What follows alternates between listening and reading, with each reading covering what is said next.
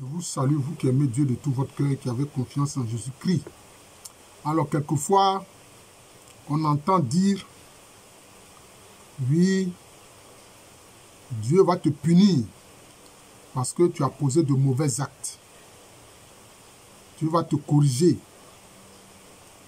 Il va t'envoyer en enfer parce que tu as commis des crimes inouïs contre tes frères et sœurs humains.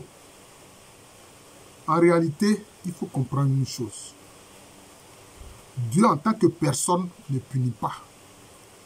Il ne fait de tort à personne. Mais c'est ce qu'on appelle la loi des causes et des effets.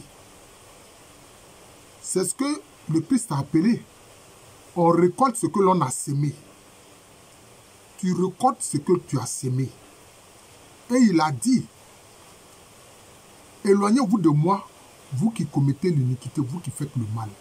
Donc cela veut dire quoi? C'est-à-dire que quand quelqu'un il commet des crimes, il fait des choses graves qui vont contre la dignité humaine, il s'en prend à Dieu lui-même, il blasphème, etc. Ce sont les conséquences de ses actes. C'est ça qu'il subit et que les gens ont appelé punition de Dieu. Sinon, Dieu ne punit pas. Non. Dieu ne punit pas. Parce que sa nature, il est amour. Voilà. Même dans d'autres spiritualités, comme dans le bouddhisme, etc., dans l'hindouisme, ils appellent ça la loi du karma.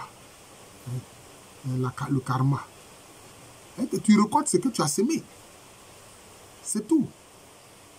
Dieu ne te punit pas, mais tu récoltes ce que tu as sémé. Voilà. Donc, même vont jusqu'à dire que quand tu infliges un mal à quelqu'un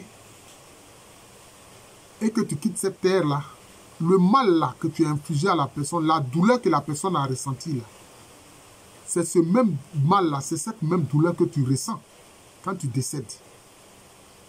Mais là, maintenant, ça se passe au niveau de ton âme.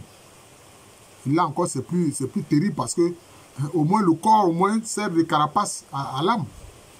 Voilà. Mais quand il n'y a pas un corps et que tu es mort, là, maintenant, c'est l'âme maintenant qui subit les conséquences de ce que toi-même tu as posé comme acte. Donc, il faut comprendre ça. Mais il est évident que c'est Dieu qui est la source de la justice. Voilà. Parce que cette justice veut quoi? Ce que tu as sémé, c'est ça que tu récoltes. Mais à la vérité, il faut dire une chose.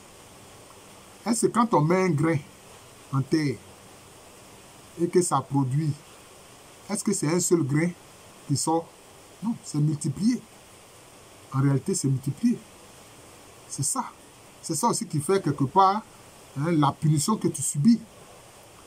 Parce que le mal que tu as fait là, tu ressens ce même mal mais multiplié par rapport à la loi de la multiplication. Oui, par rapport à la loi de la multiplication. C'est de ça qu'il s'agit. Voilà. Alors, d'aucuns disent que comme ça, c'est comme si Jésus indirectement a parlé du karma. Bon, si on veut, on peut dire ça. Mais en tout cas, tu récoltes ce que tu as sémé. Voilà, tu récoltes ce que tu as sémé. Donc, tu as sémé l'injustice. Tu vas subir les effets de l'injustice. Voilà. Tu as commis des crimes. Tu vas subir les effets des crimes. Tu as menti pour faire du tort aux gens. Tu vas subir ce que le mensonge fait, etc. Donc c'est ça justement. C'est ça. Et celui qui est assis ici, il est dit ordinairement que Christ est notre justice, mais en réalité, c'est le Saint-Esprit qui agit sur le trône de justice. C'est lui qui est assis sur le trône de justice. Voilà, c'est le Saint-Esprit qui est assis sur le trône de justice. Pourquoi? C'est parce que c'est lui qui réalise les desseins de Dieu. Hein? C'est lui qui réalise les desseins de Dieu.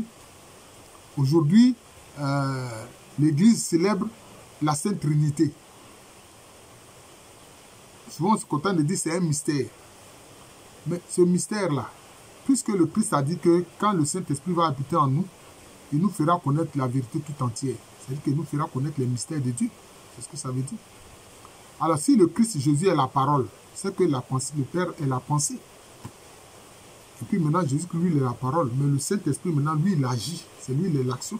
Et vous allez remarquer que nous, les êtres humains, et toute la journée, c'est ce que nous faisons. Nous pensons, nous parlons et nous agissons. Et tout ça forme une communion. Voilà, tout ça forme une communion. Bien sûr, il y a des hommes qui mentent. Mais si ta parole est en conformité avec la pensée, c'est la même chose. Et si ta pensée et ta parole sont en conformité avec tes actes, c'est la même chose. C'est pour ça que mentir, c'est ne pas faire ce que tu as dit. Et ce n'est pas faire ce que tu as pensé. Hein? C'est ça. Enfin, en principe, la parole, c'est l'expression audible de la pensée. Voilà, donc c'est un peu ça. Voilà. Dieu ne punit pas. On subit ce qu'on a sémé. C'est tout.